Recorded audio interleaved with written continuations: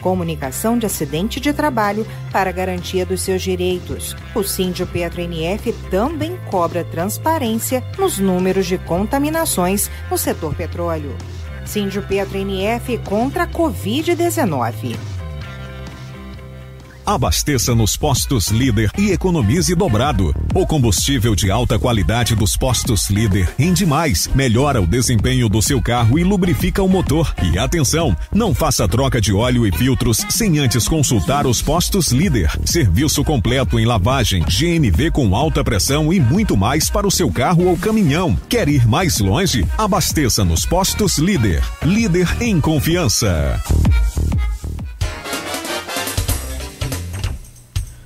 8h44, de volta com o Folha no Ar, primeira edição, último bloco, e o programa parece mesmo um clássico de futebol, passa muito rápido quando o jogo é bom, e com João Paulo Granja não poderia ser diferente.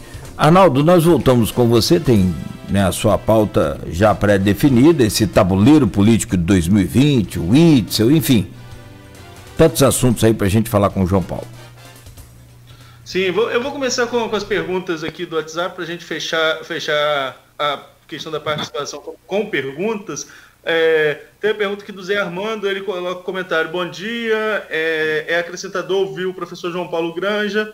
A pergunta: a eleição neste cenário oportuniza a permanência do mandato dos vereadores, posto que tem estruturas eleitorais de disposição facilitada e de imagem.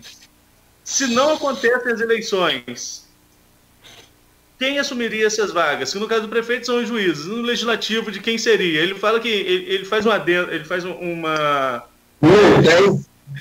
introdução aqui. Ficaríamos sem vereador. Fica sem? Sem vereador, não tem quem suprir. O mandato de todo mundo se expira no dia 31 de dezembro. A não ser que surja uma emenda constitucional naquele acordão que nós comentamos aqui, que se discipline de forma diversa, que preveja que os vereadores sigam no mandato, ou alguma outra forma de escolha, que também não vejo, mas a princípio seria a lógica hoje de nós não temos.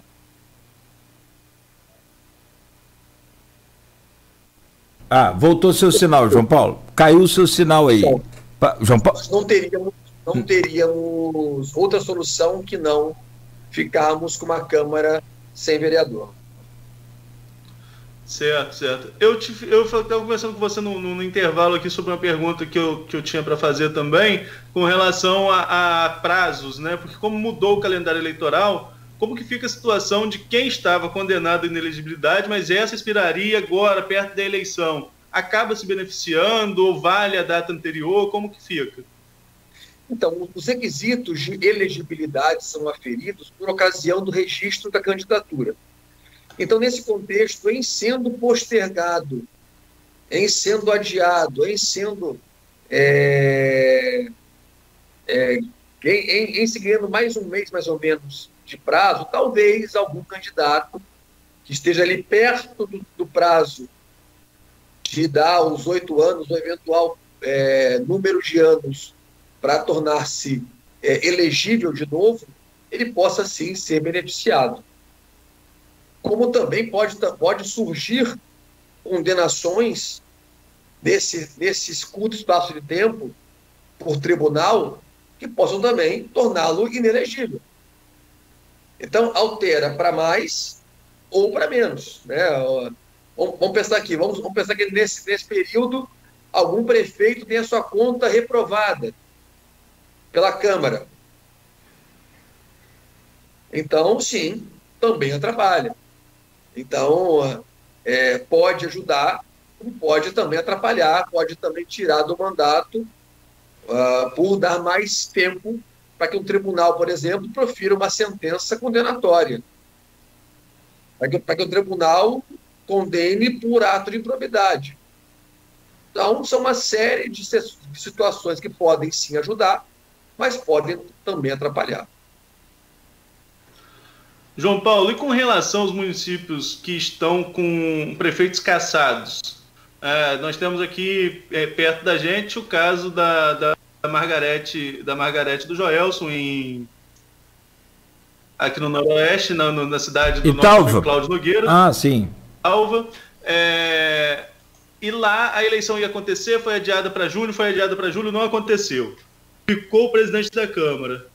Você acha que ainda tem possibilidade de fazer essa eleição suplementar para o prefeito assumir quase que no tempo da transição, ou deve ficar mesmo no comando do presidente da Câmara?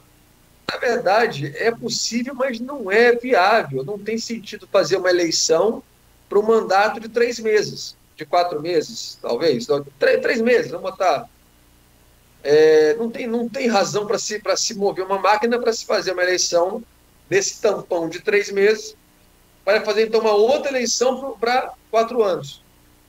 Então não vejo sentido, não é econômico, não é viável, devendo se manter a lógica atual. Ou seguindo a Constituição, em sendo possível, em o TSE autorizando, que se faça uma eleição indireta da Câmara Municipal, indicar o prefeito para esse mandato tampão.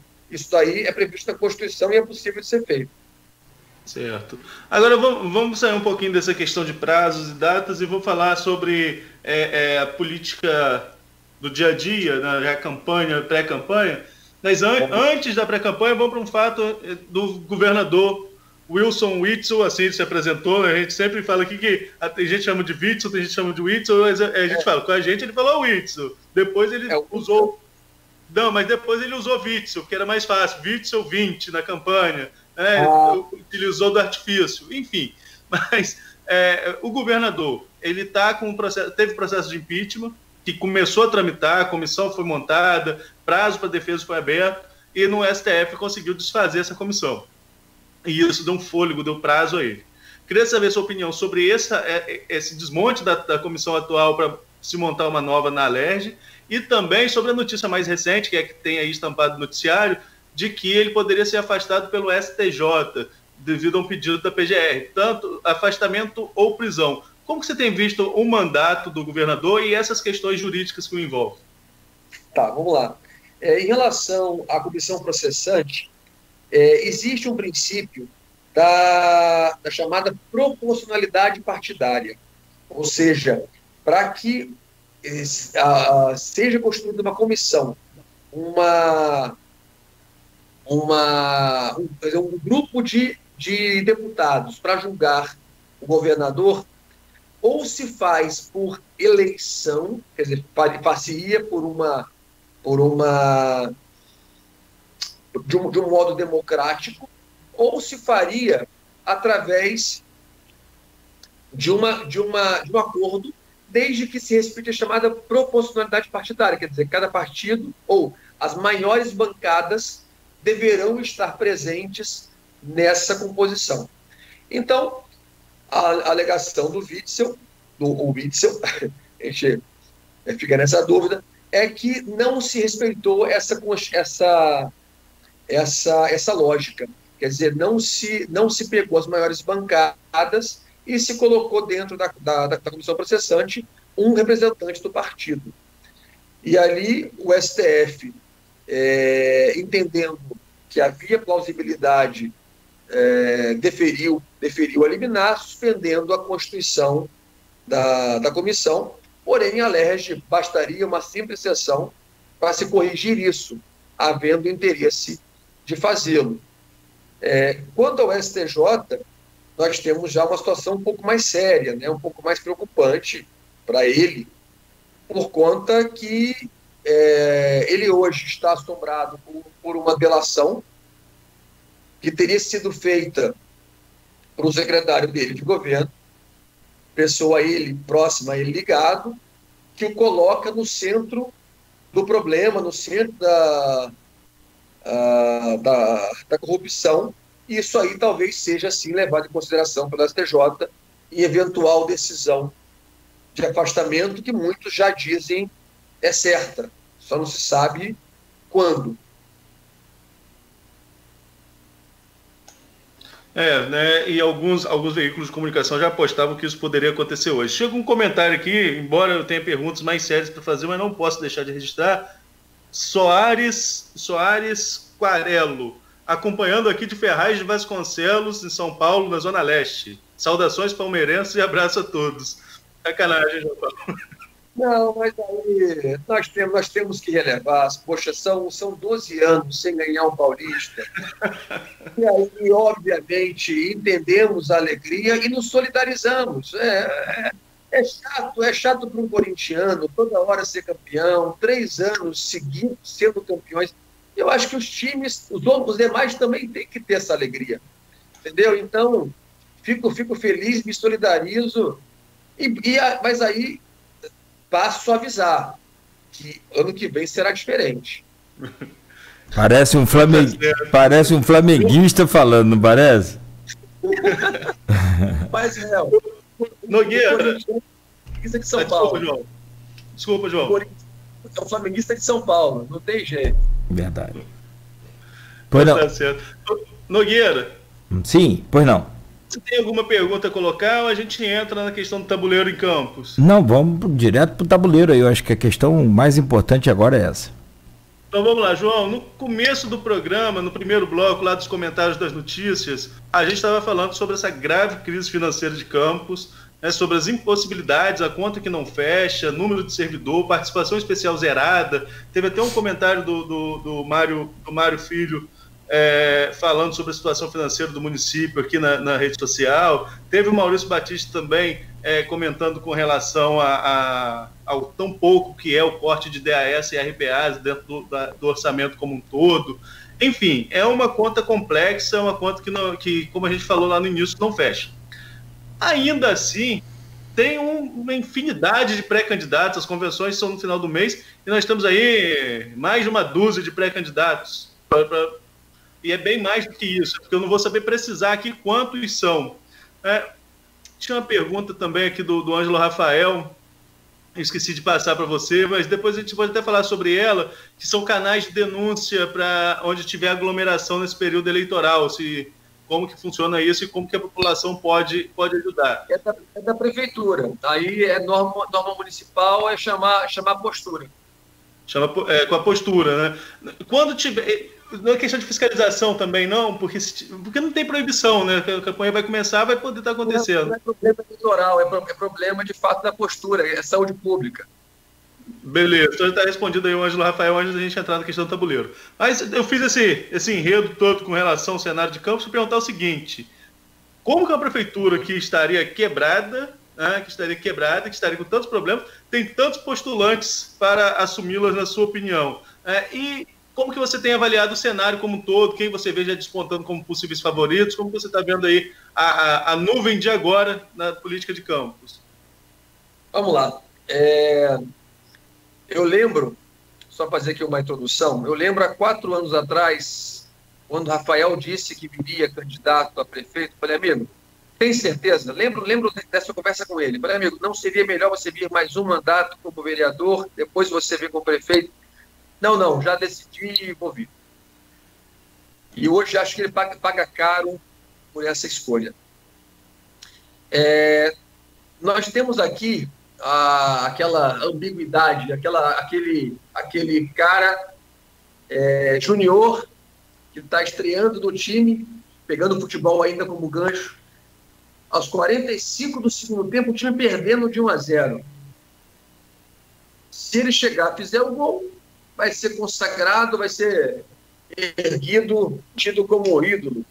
Porém, a grande certeza que ele vai entrar, não vai conseguir dar conta e vai fazer parte do time perdedor.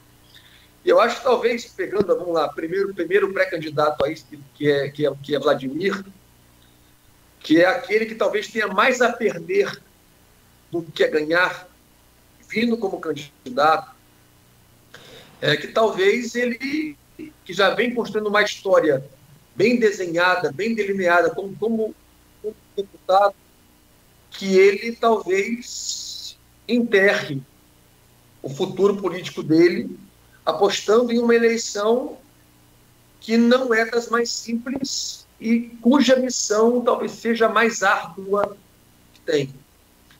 Não, talvez isso que tenha sido o problema para Rafael. Rafael talvez não tenha sido questão de competência. O problema de Rafael ter sido talvez o tamanho do problema.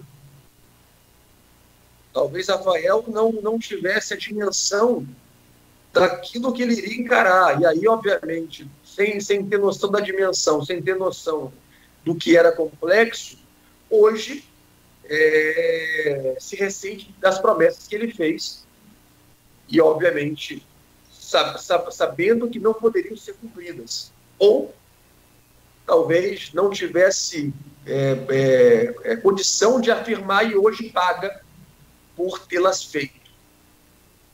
Então, fazendo aqui uma análise inicialmente, Vladimir, acho eu hoje que seria aquele a ser batido, acho eu que no cenário atual, quem reúne mais condições ainda é Vladimir.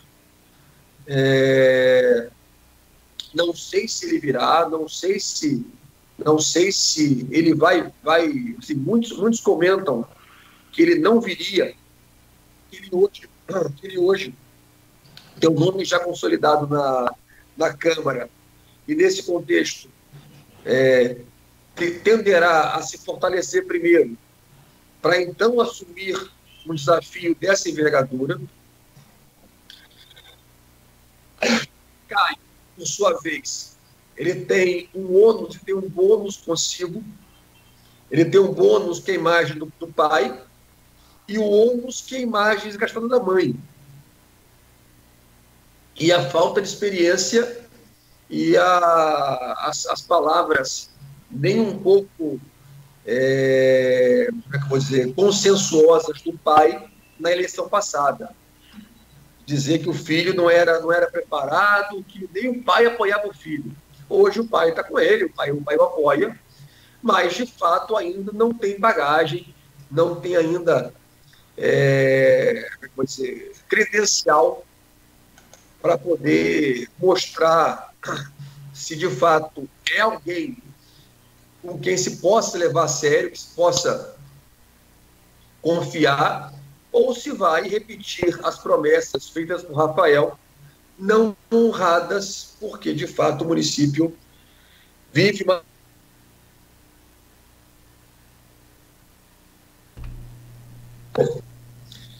João Paulo.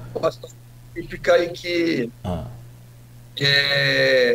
não é fácil a missão daquele que pretende fazer a gestão da coisa pública. Deu só um pique aí, mas a gente acho que concluiu legal a resposta. Espaço para os outros aspirantes, que ainda não sabemos quantos são, quem são, ou as propostas de solução.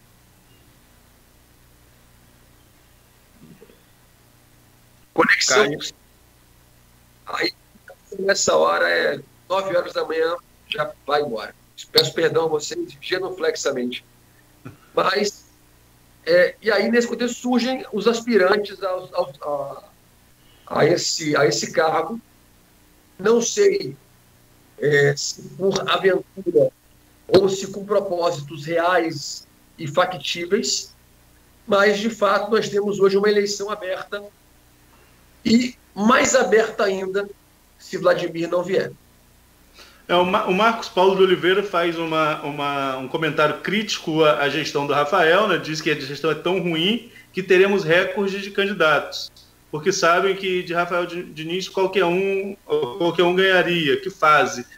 Apesar de ser um comentário crítico ao governo, há uma lógica aqui, né, que pode ser um desgaste do atual governante, que tem índice de popularidade realmente em baixa, pode ter motivado aí a muitos pré-candidatos nesse pleito. Você concorda com essa análise? Não esquece só que quanto mais candidatos tiver, mais pulverizados serão os votos. E quem ganha com isso é o gestor. Quem ganha com isso é quem está na máquina. Isso daí é regra. Quanto maior o número de candidatos, maior a pulverização de votos. E aí, obviamente, nós teríamos uma briga para o segundo. Nós temos uma briga aí para ver quem vai com ele para o segundo turno. Aí vamos assim pensar numa lógica razoável. E aí, meu amigo, segundo turno é rejeição. Segundo turno aí, a princípio, quem fosse com eles seria favorito. Hoje, se a eleição fosse hoje no cenário que como eu falei, na nuvem de agora, naquela velha expressão de Magalhães Pinto, que é como nuvem, né? Na nuvem de agora, quem você vislumbraria no segundo turno? Você falou que acha o Vladimir favorito no atual cenário se for candidato, então é o primeiro. E a segunda vaga, no seu ponto de vista, está em aberto? A segunda vaga, para mim, a segunda vaga ficaria a princípio, entre Rafael e entre Caio. Aí mas ainda é muito nebuloso, e aí talvez ainda tenhamos um candidato que possa, nesse contexto, ser visto como a quarta via, como aquele que teria soluções reais para um problema vivenciado. Aí vai depender de discurso. Aí eu acho sim que é discurso. Nós temos aí pelo menos uns 10 a 15 novos candidatos. Surgiu agora mais um, que é o Calil, não é isso? Via Rodrigo Bacelar, que foi agora indicado.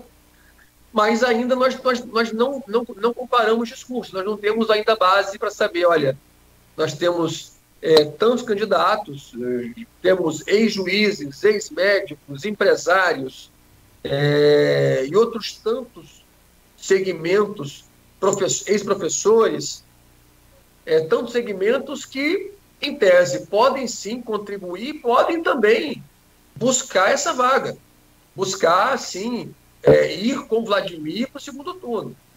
E, obviamente, também Vladimir tem contra si a rejeição dos pais, que, mal ou bem, também o contaminam. Então, é uma eleição difícil de você prever. Eu acho que dos últimos anos eu não conheço, não sei, a mais difícil, a mais imprevisível, a mais nebulosa de nós definimos desse xadrez quem é o rei, quem é a rainha e quem está ali só de peão. Só para concluir, você acredita na possibilidade de alguma vitória em turno único, ou para você essa eleição tem 2 turnos de qualquer forma? É difícil. Você fazer metade dos votos mais um é difícil. Eu acho que nenhum deles conseguiria essa proeza. Entendeu? Metade dos votos válidos mais um, por mais que tenhamos um elevado número de abstenções, mas a lógica é uma só, né? É difícil você fazer, como houve com o Rafael, em que houve uma comoção de uma tal forma que as pessoas ávidas por mudança viram nele esse capaz de fazê-la. E eu até estava, como você comentou no começo do programa, nós fizemos um painel há um tempo atrás, até você comentou a frase do Ricardo, e os comentários a esse painel foram assim: esse ano não voto, eu vou me abster, vou pagar multa, que eu vou votar nulo, que eu não aguento mais. Quer dizer, me parece, eu até comentei com o Aloysio, porque fiz uma segunda postagem, parece que a população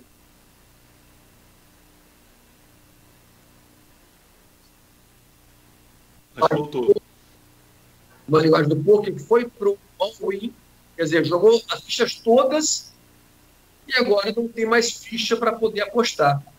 Parece que a população hoje carece de uma referência, carece de um nome.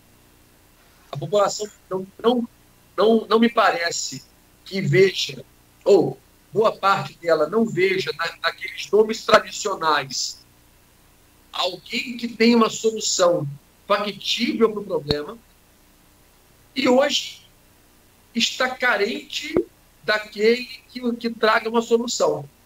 E essa brecha que eu acho que muitos candidatos estão se valendo. Acho que muitos candidatos aí vão usar essa brecha e, obviamente, como a população já tá calejada de promessas e de sabores, não é qualquer meia palavra que vai conquistar, vai convencer, tem que ter um discurso concreto, um discurso coerente, para então, sim, se almejar essa quarta via, essa quarta essa quarta possibilidade de indicação.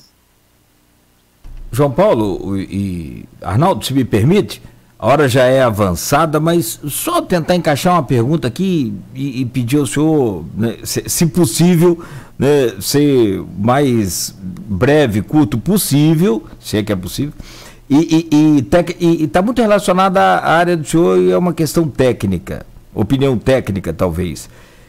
O Vladimir deu um depoimento aqui neste programa Folha no Ar, e foi com o jornalista Luiz Abreu Barbosa, e ele falava aqui que tem medo de concorrer, um dos motivos seria o medo de concorrer à eleição em Campos por conta dos juízes eleitorais. O que o senhor pensa sobre isso? Vamos lá. Como todos sabem, os juízes, embora exerçam poder e tenham um desempenho importante nas eleições municipais, mas quem determina, quem define, quem julga, quem tem a palavra final são os tribunais.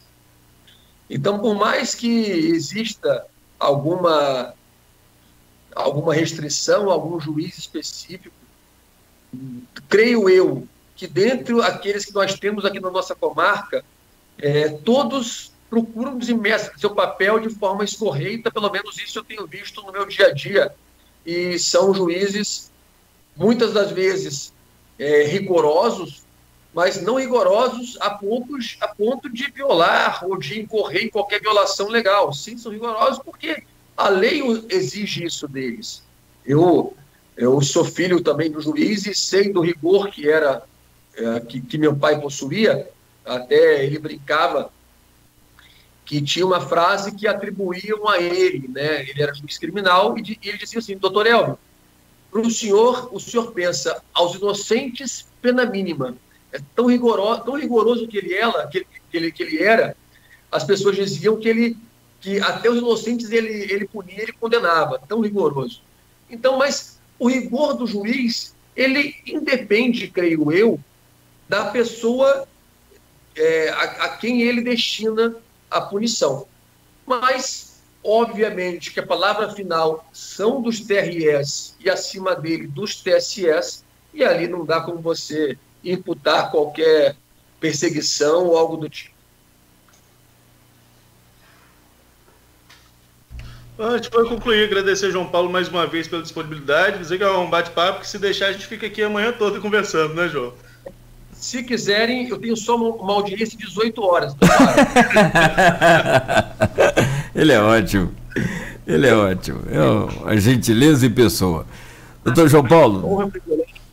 E Arnaldo sabe que o quanto esse assunto me cativa, são assuntos gostosos de nós debatermos, são assuntos que a gente vivencia no dia a dia, e eu que advogo para vários partidos e vários municípios da região, e política é uma coisa que a gente que está no dia a dia, está no debate diário, e gosto bastante desse tema.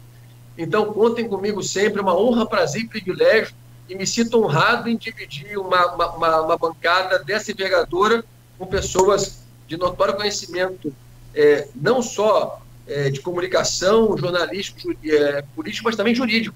Eu aqui, Arnaldo é praticamente um advogado formado, né? Arnaldo igual. Sabem tudo. Quem dá, se não fosse você e os outros advogados que a gente consulta sempre, tem vários que a gente consulta para ajudar a gente a desmistificar o juridiquês. Falta muito pra gente ainda no juridiquês, muito. No jornalismo a gente arranha, mas no juridiquês falta muito. Tá igual o bom estudante, né? Em matemática eu sou fraco, mas no português eu me garanto. Doutor João Paulo, bom dia, muito obrigado, sucesso. E contem comigo sempre que precisar.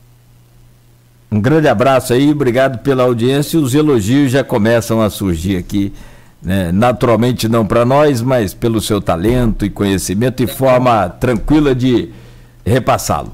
Um bom dia para o senhor, muito obrigado. Bom dia. Arnaldo, bom dia e até amanhã às 7. Você anuncia aí o convidado de amanhã? Bom dia, amanhã a gente vai para a política de São João da Barra, uma política que é quente, né? Quando o João Paulo falou que ele já acompanhou 20 eleições, eu não quis falar que eu só acompanhei municipais 3 como jornalista, porque senão o Nogueira ia ter que falar quantas dele, ia ficar complicado. Então amanhã na eleição municipal... É porque a culpa é esse negócio de Campos aqui, ter 2, 3 eleições por ano, isso não é culpa nossa não, vem pra cá não. Então tá certo. Amanhã a gente vai estar entrevistando o pré-candidato do PSD em São João da Barra, o radialista Emilson Amaral. Amanhã a nossa entrevista é sobre São João da Barra. Boa. Um grande abraço aí, boa sorte pro Corinthians logo mais. Mas cuidado com o Galo que ele tá... Só para colocar aqui, só para pegar o gancho do Flamengo, se colocasse um jogador ruim do Flamengo, mas com os cracões ali ajudando, então essa foi a minha função aqui nessa bancada. Os cracões eu ali tive função acessória. Você tá mais para Gabigol do que para... Bom dia, gente. São 9h14. Tivemos o prazer de conversar hoje, e a honra, com o Dr. João Paulo Granja de Abreu, e a gente volta amanhã com o jornalista Arnaldo Neto, já anunciando aí o convidado, o pré-candidato radialista Emilson Amaral, à Prefeitura de São João da Barra. São 9h14 em Campos.